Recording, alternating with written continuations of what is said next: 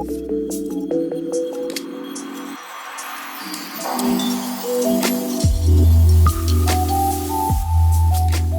afternoon, everybody, or as some of you will know it, good morning.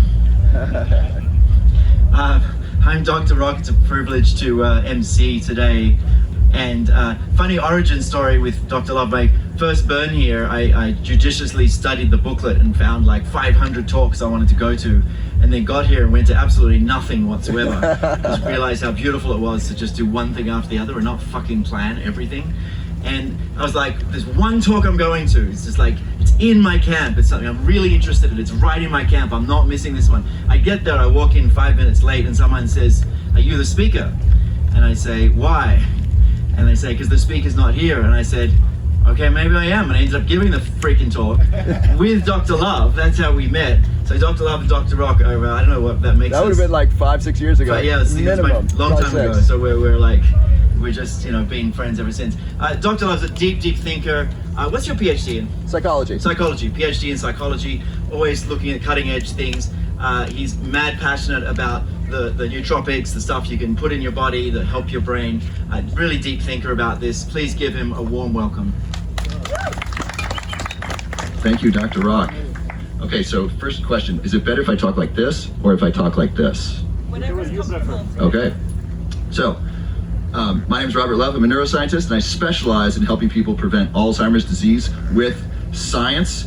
Here on the playa, my name is Sky. First, a couple just disclaimers, because I'm going to share with you some controversial things that I just want to be really clear about. So number one, I'm a neuroscientist. I'm not a medical doctor. Consult your medical doctor before doing anything that affects your health. Do your own research. Results may vary. With that being said, according to the current science, Alzheimer's disease can be prevented, and in many cases, if it's caught early enough, Alzheimer's disease can even be reversed. There's been a recent study by a dear colleague, Dr. Heather Sanderson out of California, and she was basically reversing memory loss in people with early stage Alzheimer's disease in a clinical trial, and she published it in the top journal of the field called the Journal of Alzheimer's Disease, and she did it with behavior.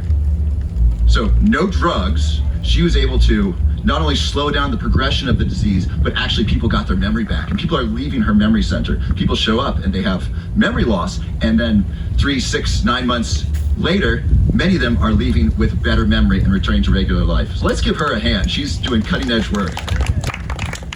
So who, by a show of hands, who has someone in your life, either currently with us or no longer with us, who had Alzheimer's disease?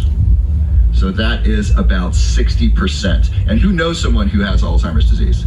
Yeah, absolutely. So this is a really darn big deal. I'm going to give you a little bit of the current data about Alzheimer's disease, and then I want to kind of understand what is it you want most to learn about, and I'm going to tailor my talk to that so that you get the most out of this. And what I really want you to leave is not only with information, but an action plan for you to leave the playa. You can start here if you like, that's a good idea, but leave the playa with things that you're going to do, that you're excited to do, that are not only going to help you reduce the risk of Alzheimer's disease, but also improve your health and memory now. Who wants a better memory right now? Fabulous. Who wants a better memory right now? Oh, hilarious. Hilarious. Okay, so according to the current data in the United States, 50% of people who reach the age of 80 have some form of dementia. Who wants to be 80 and older? You got a coin flip chance of having dementia in the United States if you're the average American. Most of you are not. The average American, 70% of Americans are overweight or obese. Many children and teenagers are pre-diabetic. Anyone else terrified by this? It is just awful, and most of it's caused by our food. And so please, if you have children or grandchildren or young people in your life, it's really about the food, because someone who's diabetic or pre-diabetic as a teenager is much more likely to be diabetic and obese as an adult, and they're going to have a lower quality of life. And at some point, the healthcare system is going to break if 50 to 70% of us are diabetic and obese, unless something changes. So it really starts with younger generation. But for those of us who are not diabetic and obese, we really want to reduce the risk of Alzheimer's disease, because that could break the system. When the baby boomers mature to age 80, if half of them have Alzheimer's disease, I think the cost is approximately 100, it's at least 300, I think the average cost is $300,000 per person who who has Alzheimer's disease over the course of their lifetime, that will break the system, especially if a lot of people haven't saved up their money. So this is really important, not only for you, but also your family, to set the example for your family about what it means to live a healthy life, and for our society as well, because I would like society not to collapse because we're all sick from a preventable disease. So, what would be most helpful to you from this talk? I'd love to take some questions. What are your biggest questions or concerns about Alzheimer's disease and dementia? Raise your hand. Yes. What should you start doing right now? Fantastic. I will definitely address that. I will address that first. Other questions? Yes. Do they know the root cause?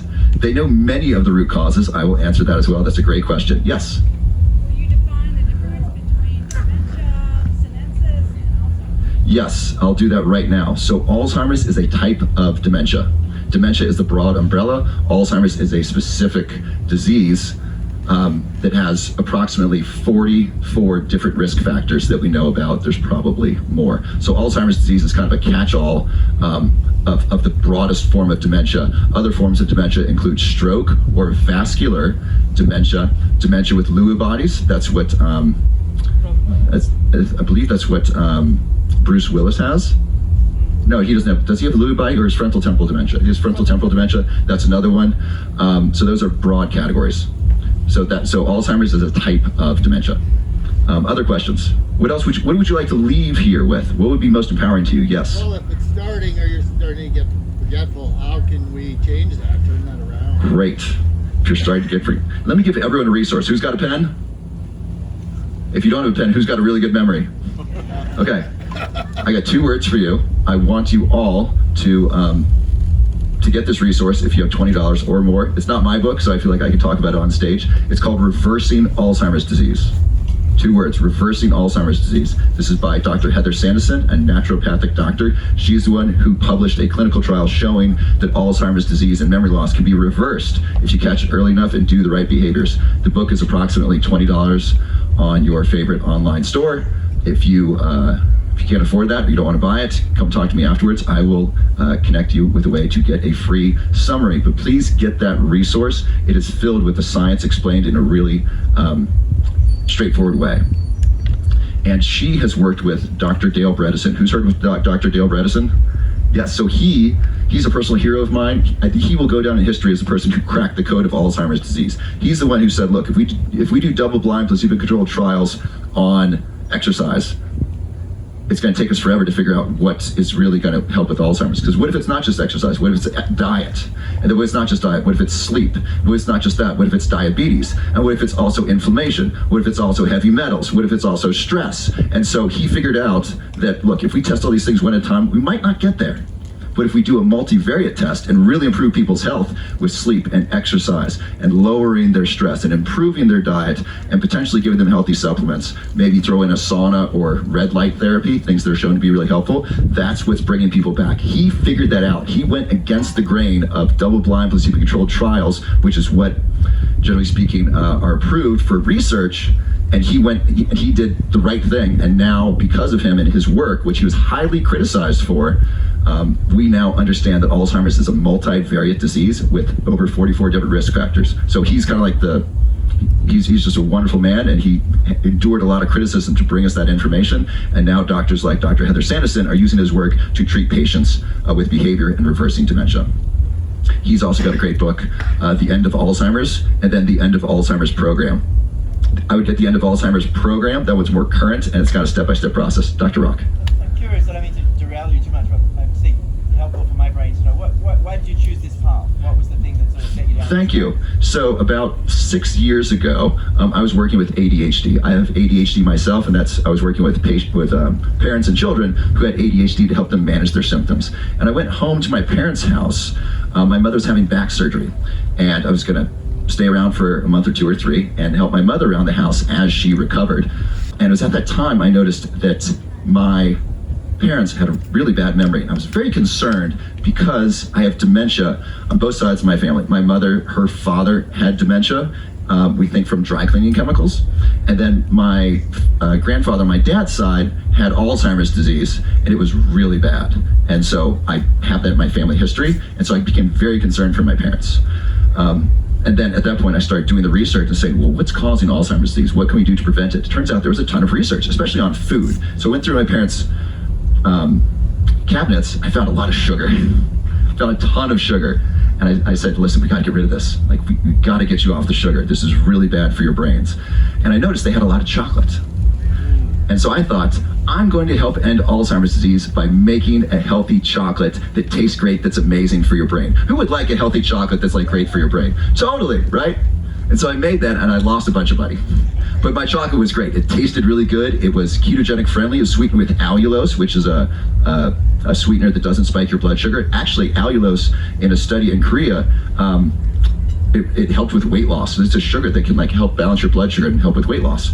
So I made a chocolate with that and lion's mane and curcumin and Ceylon cinnamon and matcha, and it tasted amazing, but I wasn't able to manufacture it in a way that made money. And at that point, I started making more content online, and I started sharing what I'd learned about how to prevent Alzheimer's disease.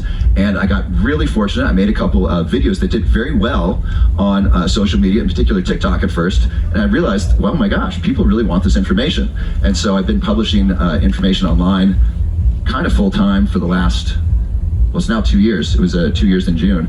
And I've been doing a lot of public education about that. And then recently, I opened up a medical clinic in Delray Beach, in West Palm Beach, Florida, with my business partner and the medical director, Dr. Josh Hellman from Harvard. And we are treating patients personally with who've been diagnosed with Alzheimer's disease or some other form of dementia. So where were we? No, that's, thank you. All right, so we got, what's the first thing to do? So first thing, I'd write down that book and then invest in a couple resources, read them, try to understand them. Also, a really important thing is to make sure you're working with a medical professional who is current on the research. A lot of them are coming around that food, diet, exercise, sleep, supplements can be very helpful for the brain. Yet, some people are going to doctors and the doctors are saying there's nothing to do for Alzheimer's, it's all genetic. Brain supplements don't work. Anyone ever hear that? Supplements don't work? That's someone who hasn't read the research, because currently there's 500 clinical trials using the supplement curcumin in humans in the last 2 years. That's so much research done on single supplement. Do you think all these people are just wasting their time on something that doesn't work?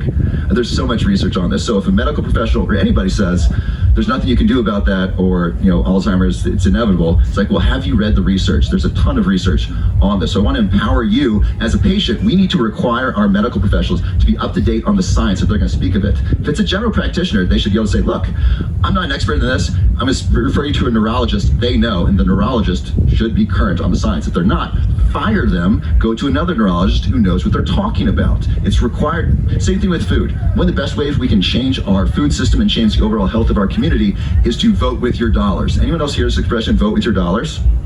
Yeah. So currently there are some companies that used to bring really unhealthy chocolate into the world that was manufactured in very unethical ways. They're now making ethical chocolate. Why? Because people started buying fair trade chocolate. Not because they're good people at these large companies, they might be, but they make decisions based upon money. And so when you buy only organic blueberries, for example, that helps ensure that people who grow those get the money, and people who are willing to put pesticides on their blueberries, which are very bad for you, that they don't get your money. And then they pay attention to that. Walmart now has organic foods. Walmart, frankly, doesn't care about organic foods. They care about your money. And that's generally how business works. So please vote with your dollars. Buy organic food, especially berries. Buy from ethical companies that are doing the right thing. And stop spending money with companies that don't care about our health, and they will pay attention to you. That's generally how things work. Okay, yes, question? I am not an expert in differentiating real organic from fake organic. I don't generally trust the FDA. I find most government agencies are either incompetent, corrupt, or both. But I don't have a way of differentiating, aside from at the grocery store where it says this one's organic, this one is not. And so that's what I buy. So I might be suckered into just a sticker that means nothing, but that's how I navigate that. And that's the easiest way. Also, you can get wild blueberries. Costco has a lot of wild blueberries. They are terrific. Buy local if you can. Interesting side note, Local is not the way to help with greenhouse gases. It's actually much more efficient to buy from a large farm, and then they transport a lot, and the transportation is much more efficient. Local is great if you want to support local farmers, but it actually increases the carbon footprint if you're concerned about that. Life is full of trade-offs, right? Okay, yes. Okay, this may be kind of ambiguous, but it sounds like you're decently good at convincing people of things. Thank you. And I personally have a lot of people in my family who roll their eyes at, nutrition and fitness, and I worry about them like all the time. And I'm wondering if you would be able to talk about like approaches that you take of trying to talk to people about. So this is a great question. So the question is, how do you help your family? And if your family doesn't listen to you, who has some changes you would like to see your family make to improve their health? And keep your hand raised if you have had trouble convincing your family that that's the right thing to do. Every single one of us. Me too. I've been telling my family for years to make these changes, and they didn't start making them until I got semi-famous online. When their friends said, "Hey, your son Robert, I just learned about diet soda. How that's so bad for my gut bacteria in my brain." Then my parents are calling me, "Hey, what do you think about this supplement?" It wasn't until I got validated by people outside of my home that they really started listening to me. So if you are having trouble convincing them, you are not alone. It may take someone outside to do that. So you can show them research, you can show them a video, you can show them a book, you can give them an example, and so sometimes it's hard to get that information from those we love the most, especially if they don't know you as an expert in that area. So I'm rather effective at convincing other people outside my family, but inside my family, they're not super eager to take my advice, interestingly enough. Okay, so I want to address first, what do you do first? Who thinks they know the first thing to do to help improve your brain health and reduce the risk of Alzheimer's disease? Insulin resistance. Insulin resistance, that's excellent. Who else has an idea? Yes? Drink water. Drink water, that's a very good idea. Eat mostly plant-based. Eat mostly plant-based. Sleep. Sleep. So the answer is, you're all right, and really it depends. If you're not sleeping, start there, because sleep is necessary to consolidate memories. Sleep is actually when we wire up new memories. If you don't sleep for 2 days, for 48 hours, you will not have memories from those 2 days. So who likes to stay out all night at Burning Man? Totally fun, right? If you do that 2 nights in a row, you're probably not gonna remember what you did. So if you wanna have the memories from your time here, I recommend sleeping, at least at some point, ideally when it's dark outside. Someone who's not sleeping will very quick, that's one of the biggest risk factors you can change right away. Insulin resistance, so type 2 diabetes, so Alzheimer's disease is now often called type 3 diabetes. Who's heard this term? Type 3 diabetes? So a couple reasons why. Diabetes increases inflammation. Inflammation is one of the major risk factors of Alzheimer's disease. Number two, if you have diabetes, you're not using your energy effectively. And so your brain uses approximately 30% of your energy and oxygen. So if you're not using energy effectively, do you think you're gonna have trouble thinking? Absolutely. What happens if you have trouble thinking for a week in a row? A month in a row? You got brain fog for a year, 2 years, 3 years, your insulin resistance getting worse. Suddenly, what's become brain fog is now potentially early stage Alzheimer's disease. So if you're diabetic, that might be the first thing to do, is to reverse your insulin resistance, mostly through food. There's data showing a ketogenic diet, a healthy ketogenic diet. I don't mean a bunch of cheese and bacon, but I mean basically organic vegetables, and then healthy protein, whatever that means for you, an occasional fruit. That's a really great way. So I mentioned plant-based. Great research coming out showing that going plant-based can actually reverse memory loss and reverse Alzheimer's disease. Now, I'd recommend gluten-free plant-based. It's mind-boggling to me. I'll see vegans and vegetarians, then they're chomping down on a bunch of bread. I say, I don't think you want to eat that. Gluten, by the way, increases something called zonulin, which basically increases gut permeability. Who's heard of leaky gut? So, and then leaky gut is also associated with leaky brain. So if your the connections between your cells in your stomach lining increases, more stuff flows into your blood that's not fully digested. This can increase inflammation, but also it spikes your immune system, and that can be the start of autoimmune disease. Who knows someone with autoimmune disease? Who's noticed that autoimmune disease has been increasing recently? Very much so, especially women over 60. I don't know why specifically women, but that's generally who's getting it. A lot of people get better from autoimmune disease by removing gluten from their diet. And then a leaky gut's also associated with a leaky brain. Blood-brain barrier is meant to protect our brain from things in our body that don't belong there. If you increase the permeability of that, that makes your brain more susceptible to toxins in your body. And so if you're gonna be, I would recommend trying gluten-free for a month and be judicious about it. See how you feel. I noticed a tremendous difference, and I've been gluten-free for 3 years, and I don't plan on going back unless something in the science changes. But it's been really helpful to me, and it's really good for reducing risk of autoimmune disease as well. And then something that no one said here, which might be the highest leverage thing that helps all of these things, is exercise. Exercise is medicine for your brain. Who likes exercise? Who does not like exercise? Okay, keep your hand raised the whole time. So exercise is medicine for your brain. Pumps fresh blood and nutrients into your brain. It nourishes your brain. Not only that, it helps with other risk factors. Exercise improves sleep, and exercise also improves diet. After you exercise, people are much more likely to eat healthy food. Very few people eat candy and Pop-Tarts after exercise. Now, if you do eat candy and Pop-Tarts, go exercise. Like if you're gonna enjoy food that's not healthy for you and you know it's not healthy for you, go for exercise after that. That'll decrease the negative impact, but don't go fill your stomach up with garbage after you just exercise, because that's gonna be incorporated into your muscles. So eat healthy food. Who eats healthy after you exercise? It makes so much sense. Your body craves that healthy nutrition. So first thing, those who have a pen, write this down. I want you to write down one type of exercise you enjoy. It could be a sport. It could be playing with your children or grandchildren. It could be cleaning the house to music. Who likes to vacuum? Love vacuuming. It's like instant gratification, because as soon as you move it here, the carpet's clean.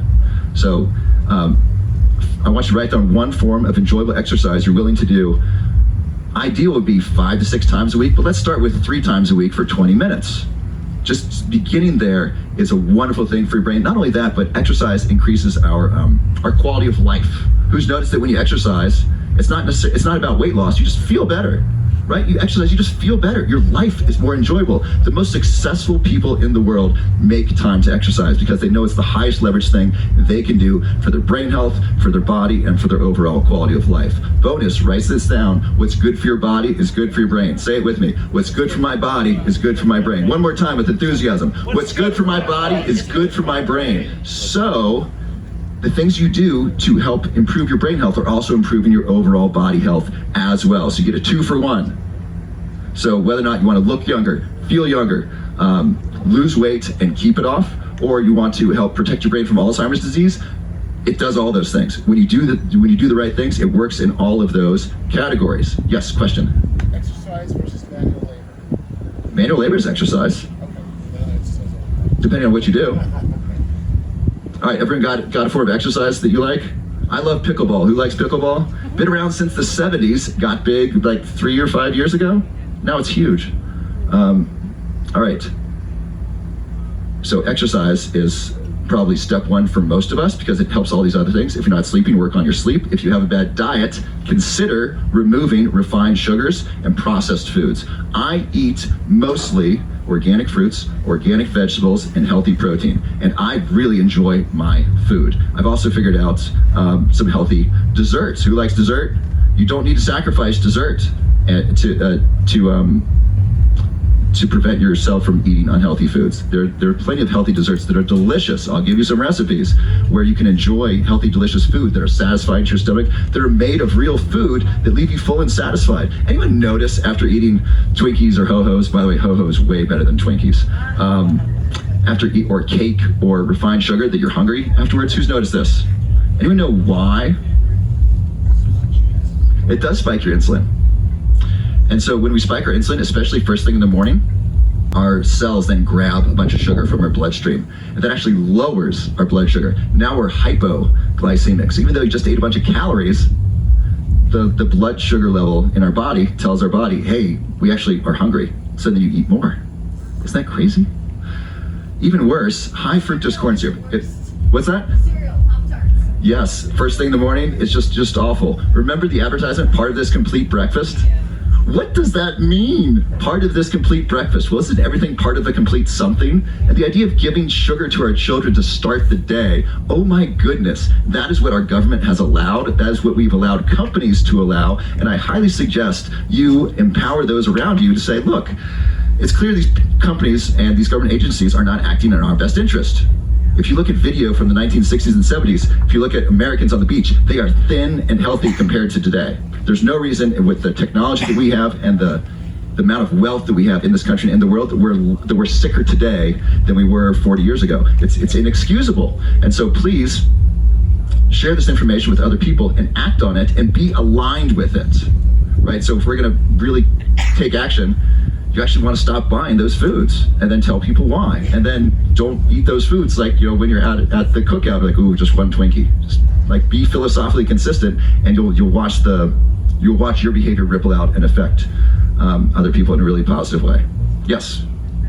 So a smoothie bowl for breakfast. Excuse me? Smoothie bowl with blueberries, banana, honey, nuts on top. So that has a fair amount of sugar.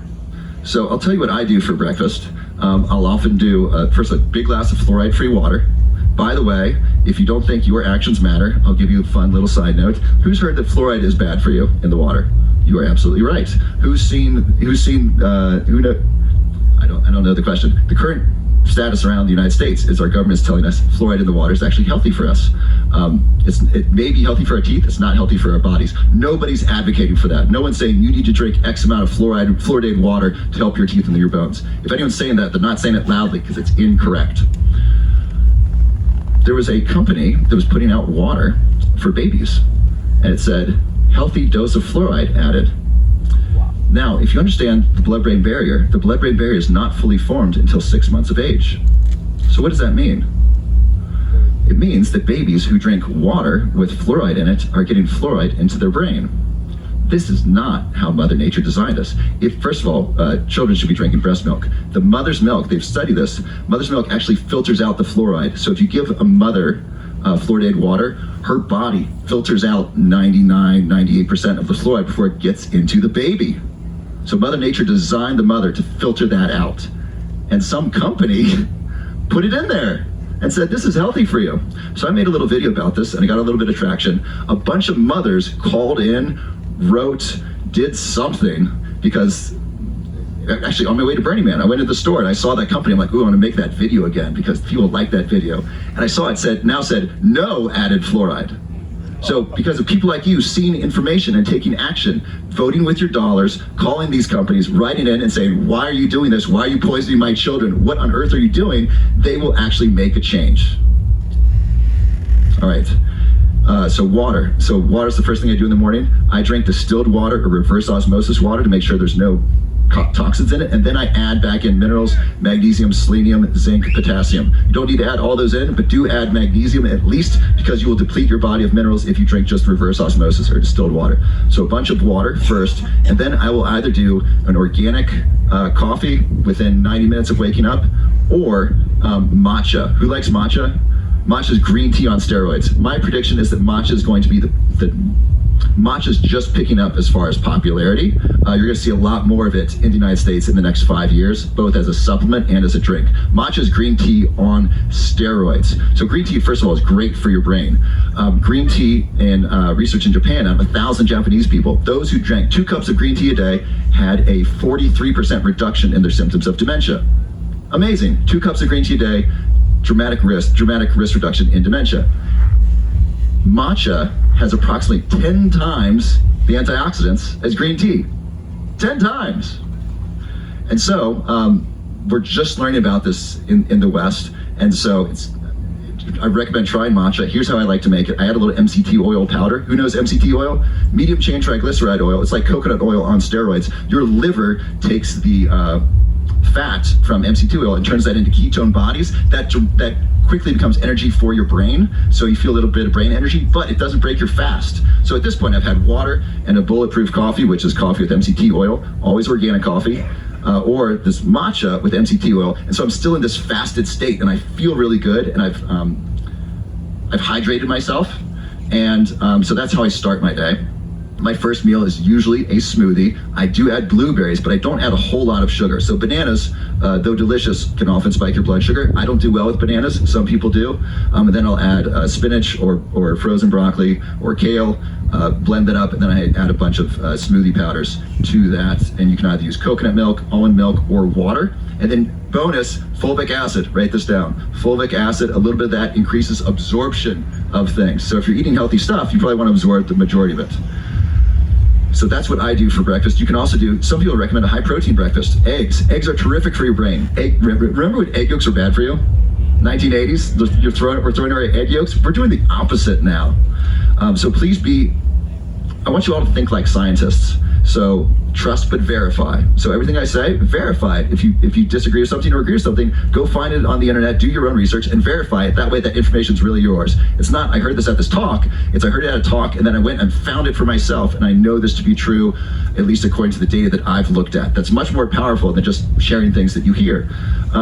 So trust but verify. Number 2, be flexible in your opinion. I've changed my stance on things. People say, I don't believe in that. Well, it's not about belief if we're scientists, it's about data. What does the data say? So I looked at earlier data and it showed that aluminum was not associated with the risk of Alzheimer's disease. I looked at it and I said, okay, interesting. I looked at more current research. Brains of Alzheimer's patients, dissection studies, had a deficiency in magnesium and had more aluminum. I had to change my stance on that. I published videos saying, hey, aluminum's not a huge risk factor. They're like, well, new data says it is. So we need to be flexible on what we think, because we want to update it with the current science. Does that make sense? And so we don't want to be too attached to dogmatic things like Alzheimer's is this or Alzheimer's is that. We're learning every day. You know, egg yolks are bad for you, egg yolks are good for you. Right now they're good for you if you know the science, but we want to think like a scientist and not be too attached to our perspective. Yes? Thoughtful opinions held loosely. That's a good one. I would write that down. That's a writer downer. Thoughtful opinions held loosely. Yes, question? What about fasting? Fasting's terrific. Fasting can help reduce insulin resistance, which is basically pre-diabetes, or diabetes is kind of full-on insulin resistance. So you do intermittent fasting. So I like to stop eating between 7 and 8, and I'll have my first meal that would break my fast between 12 and 1, sometimes later, especially if I do a big water, and then I do a bulletproof coffee, and then I do a matcha. Now it's like 2 or 3, and I'm still not hungry, and I have to make myself eat. You can extend your fast really long if you eat some celery. Celery has both soluble and insoluble fiber. So if you have a bulletproof coffee and a stalk of celery, your stomach will feel full. And you just had some calories, your brain has energy, you're not gonna be hungry. So it makes it much easier to fast if you do things like that. Yes? Question over here. Hi, thanks for this talk, this is great. You're welcome. I've noticed myself having a bit of anxiety in the past, like 5 minutes, as the amount of like recommendations and complexity in terms of all the things we can potentially. Great, let's break it down some practical steps. Yeah, because like you go to a physical therapist, some give you lots of exercises, some understand that compliance is hard and bring it down to like 1 or 2. So what are some kind of like ways we can cut through all the complexity and simplify it? Absolutely. So Tony Robbins says something great. He says, here's how people count. Remember this when you're teaching anything or talking to children or talking to a partner or parent. People count like this: 1, 2, 3, many.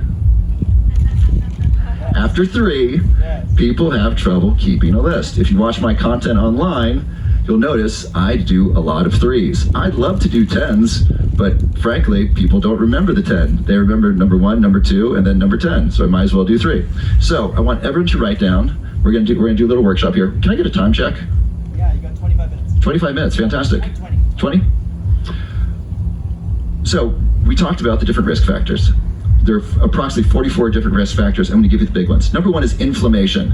Inflammation is one of the primary risk factors of Alzheimer's disease and many different chronic diseases. Inflammation increases the risk of heart disease, of most forms of dementia, of diabetes, of most chronic diseases. Inflammation, what's the cause? There are many: stress, poor sleep, lack of movement, so being sedentary, and then food, and then toxins in your environment.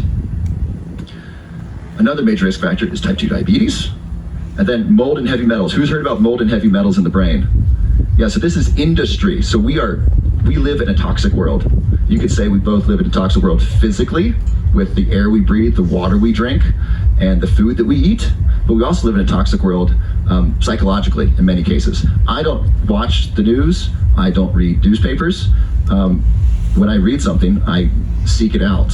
I want to find the current data or science on XYZ topic.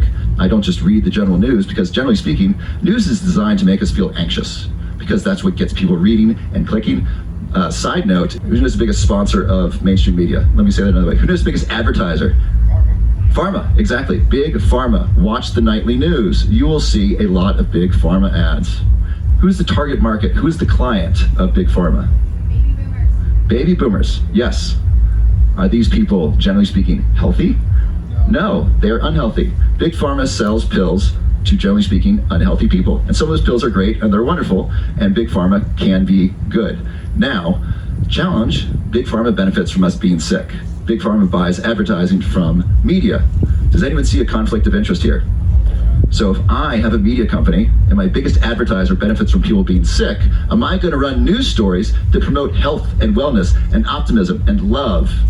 Or am I going to run news stories that are fear promoting, anxiety promoting, stress provoking? Because those help my biggest customer. And it's not a conspiracy theory, it's just logic. And then is Big Pharma going to say, hey, would you please run this story about this new miracle drug and then all the scary stuff happening in some other country that we're probably not going to visit? Or they say, hey, there's this new study on how a vegan lifestyle actually reverses dementia. Like, which one do you think their biggest customer wants the media companies to run? So that gets to another risk factor, stress, major risk factor. Who has stress? Who has too much stress where it's really impairing the quality of your life and likely your illness, likely your health? So stress is a major risk factor. It not only impairs sleep and quality of life, but also increases inflammation. Chronic stress increases chronic levels of inflammation. That increases the risk of most chronic diseases. Other risk factors, we talk about mold and heavy metals. They're two separate things, but they're in the general category.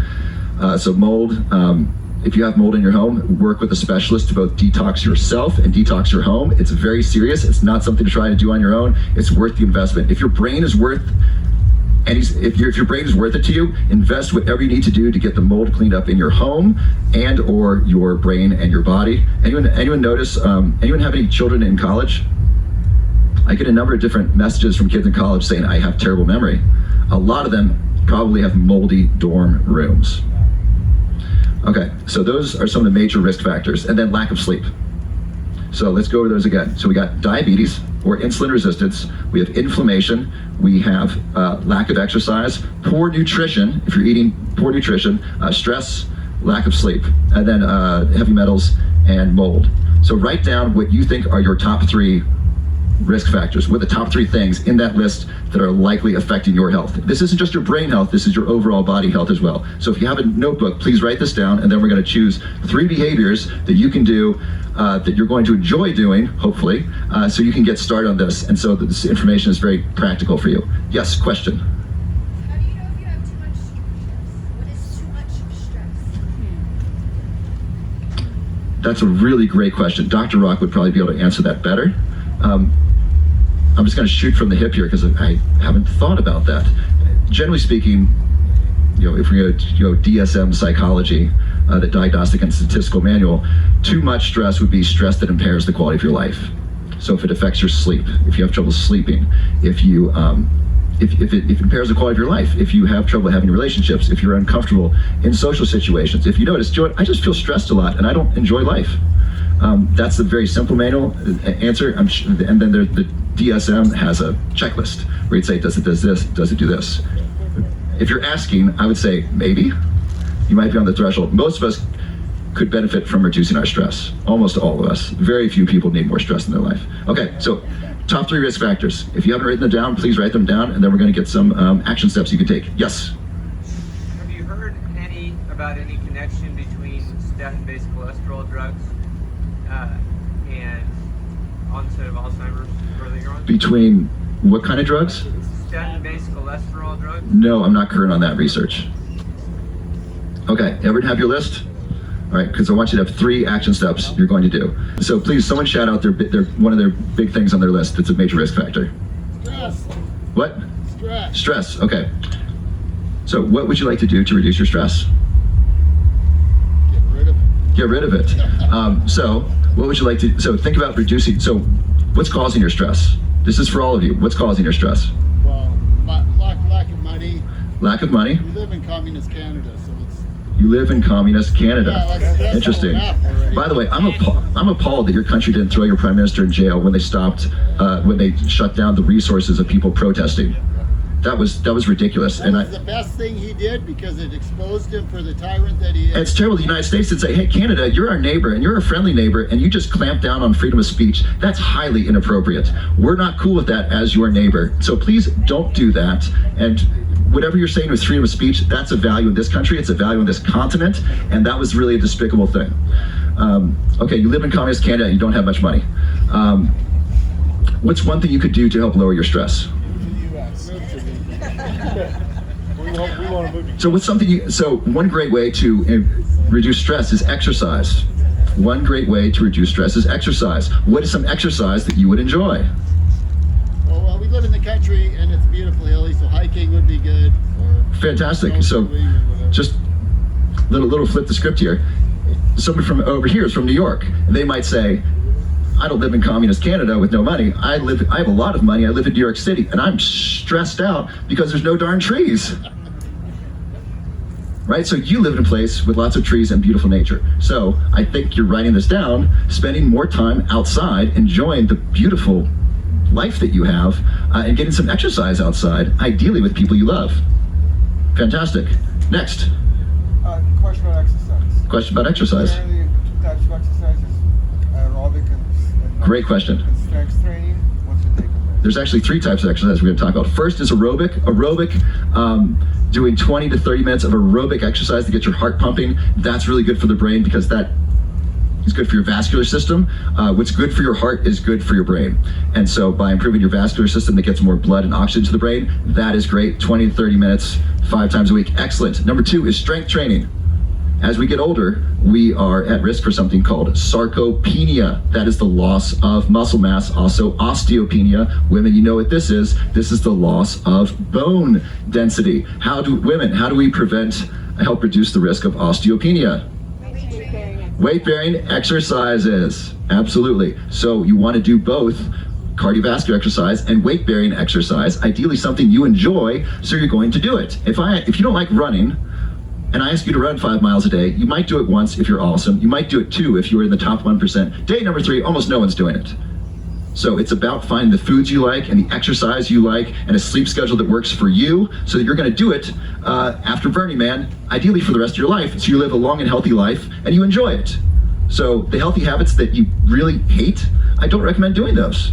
Find ones that you love. There's exercise that you like. There's healthy food that you're going to enjoy eating. There are emotionally healthy people you're going to enjoy spending time with. And there are television shows and movies that are not mainstream media that you're going to love watching. They're going to make you a smarter, happier, healthier person. Can I get an amen? Amen.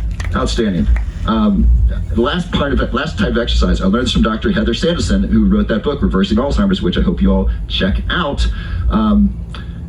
It's called dual task exercise. Who's heard of dual task exercise? So she found this excellent. So she found this was the most powerful exercise for people at risk for dementia. Dual task exercise, a lot of us already do it. It's doing 2 things at once. One that moves the body, and then one that exercises the brain. And so here's a great example of someone in her study. So it was a grandmother and a granddaughter, and they go out walking. They go out briskly walking. While they walked, the granddaughter would quiz the grandmother on information. Grandma, who lives there? And who lives there? And what are their children's names? And how old are they? What is that tree? So they walk around with a phone and then they identify the trees over the course of a week or 2 or 3. Grandma, what's that tree called? And what's that tree called? And so forth. And she got better. Like this really helped. So how do you do this in your life? Well, there's a lot of dual task exercise out here, frankly, because Burning Man is a very mind expanding place with or without the psychedelics. So you can go out there and learn new things while you're being physically active. You can play with art, and that's kind of interesting. But in our daily lives, we can do things like a walk and listen to a podcast. Now, walking and watching television is a very passive media, but listening to a podcast is much more active. Ideally pause it and kind of review what you listen to. So I recommend stopping your podcast every 5-10 minutes and repeat out loud a review. Okay, I just learned this. By the way, who likes the Huberman podcast? Dr. Andrew Huberman, great neuroscientist out of Stanford. He was fantastic. He was actually on the Jimmy Kimmel Live show, told people how to breathe. It was really cool.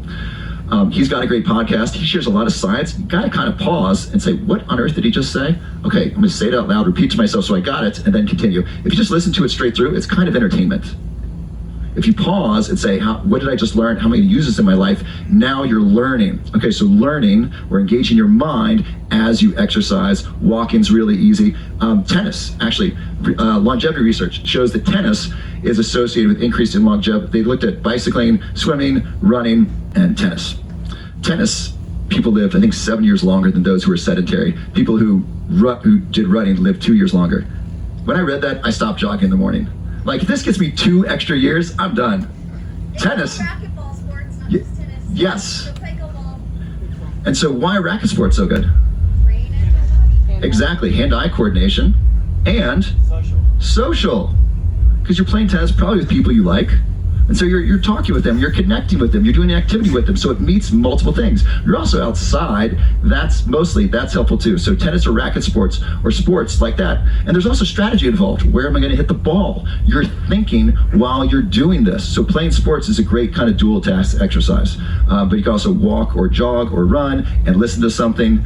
You can listen to something while weight training, but dual task exercise is the best. So those 3 types of exercise are cardiovascular, weight-bearing exercise, and dual task exercise. Try to do all 3 of them in a way that fits your schedule and find an enjoyable way to do that. Write that down, that's key. Find an enjoyable way to do this, that way it's gonna stick in your life. Yes, question? What's your opinion on CrossFit as a way to reduce... CrossFit's a great way to build muscle, it's also a great way to get hurt. Okay. And so it's cool. It's cool to get like really, really strong and fit. And a lot of those people end up getting injuries. And so I'm not going to say anything bad about CrossFit, but like many things, like professional football, I'm amazed that we still have professional football without helmets that are like 99% against concussions. People do things that are good for their body, but that also have risks to them. So that's my thought on that. I don't think there's data on CrossFit versus Alzheimer's disease. Okay, so I want to continue with the exercise. Make sure everyone's got 3 things you can do. So for stress, exercise. Does everyone have one form of fun exercise you're going to do? Okay, good. What's another major risk factor that we haven't addressed yet? Lack of sleep. Who's got sleep issues? Who's got sleep issues? Okay, really quickly, popcorn style. So everyone think, what is the primary cause of your sleep issue? What's the number one thing preventing you from sleeping well? Stress. Lack of exercise. Noise. Work. Okay, so work. I'm an entrepreneur, so I like to work kind of as long as I'm awake. I found I need to stop 2 hours before bed. Otherwise, I think about work. That doesn't promote good sleep. So I'd recommend stopping work at least 1 hour, if not 2 hours before bed. Just make it a hard rule. Don't use your phone in bed. Don't look at screens at least 1 hour, ideally 2 hours before bed. Thank you. Boy, that last 20 minutes really flew. So turn off your screens before bed. Exercise is great for stress. So reducing your stress is one of the best ways to improve your sleep. Noise, earplugs, or you might need to move. Now I'm going to give you something that probably most of you are like, who wants the simple answer? Who wants the pills to help prevent dementia? Really, nobody? I can skip the supplement part. I can totally skip it. That's what usually people want. Give me the simple answer, give me the pills. Full disclosure, I have a supplement company and I sell supplements that improve brain health and overall body health.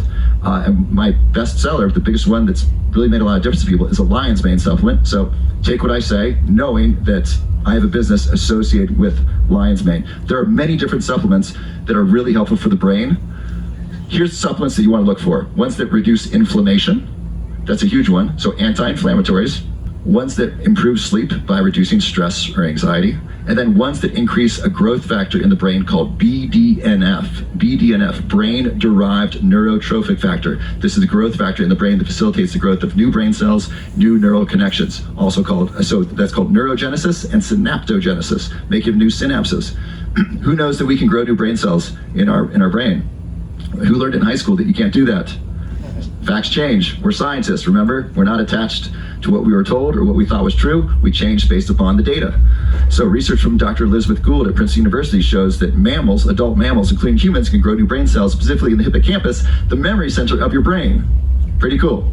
Okay, so those are the three things you want to look for, generally speaking, for brain supplements. Anti-inflammatory, that's neuroprotective, protects your brain. Number 2, things that can help enhance sleep.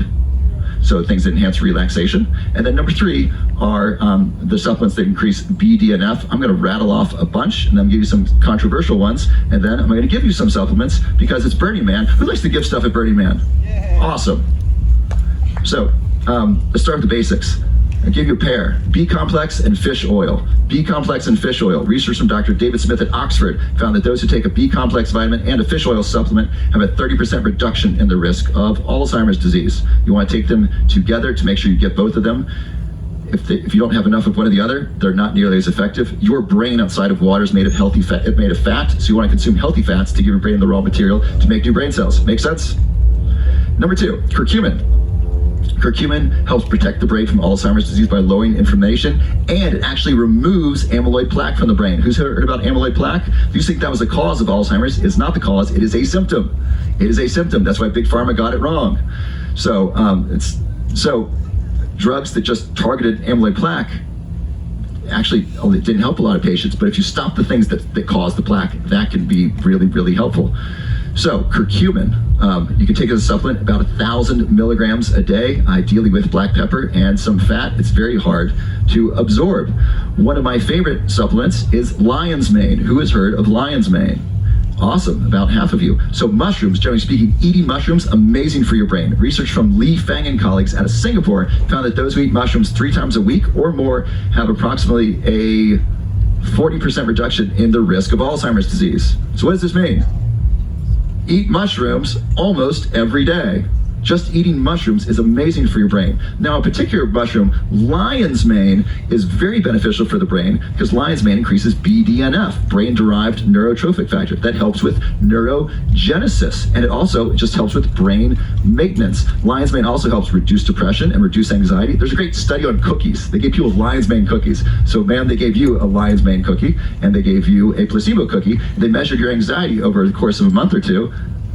The lion's mane cookie, those people had less anxiety. Isn't that a cool study? So it also can help improve sleep. It also helps with vivid dreams. Who takes lion's mane? Who's noticed vivid dreams with your lion's mane? Yeah, it's really, really fun. So lion's mane is great.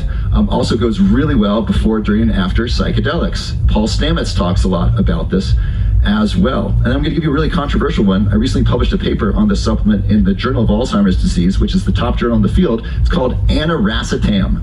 Aniracetam. Who has heard of aniracetam? So this is really interesting.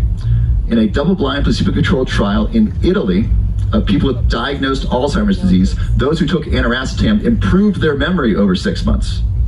So generally speaking, someone with dementia, with Alzheimer's disease, their memory should be going down like this, right? The aniracetam group, so that's what the placebo group did. The aniracetam group, they went down, leveled off, and they're higher than when they were at the beginning. They're better off over 6 months. Amazing. Yeah, it's inexpensive. It's a little bit hard to find. It's a pharmaceutical drug, so check with your doctor, but Big Pharma, there's not a patent on it, so they're not using it. So there's basically a drug that reverses Alzheimer's memory loss in double-blind placebo-controlled trials, and you can get it without a prescription in the United States. In Europe, it is a prescription drug, and it's relatively inexpensive. So that's aniracetam. I take it for cognitive enhancing benefits. Dave Asprey, I learned about it from Dave Asprey. It's a lot of people in Silicon Valley and entrepreneurs use aniracetam to improve their brain health. It increases acetylcholine, which is a neurotransmitter involved in memory. So if I could just leave you with something. So first of all, who's got your list of 3 things you're going to do? Fantastic. Who's going to do at least one of those things when you get off playa? Fantastic. Can you give yourselves a round of applause? That's fantastic. One of my favorite things is to help people live happier, healthier lives, and then you coming here and learning and then writing down a way that you are going to particularly make your life better is just awesome. Like, I come to Burning Man because I want to leave here a better person. I want to come and give and contribute. My favorite people are here in this camp in particular. So I love coming here and seeing friends that I love that I don't see generally speaking, in the default world. But coming here and learning something and becoming a better person and taking that with you and then sharing that with your community, with your friends, with your family, that to me is one of the greatest blessings of Burning Man and one of the best things we can do to help share the magic of Burning Man with the default world. And so thank you for coming here and thank you for doing that. And God bless you. I love you.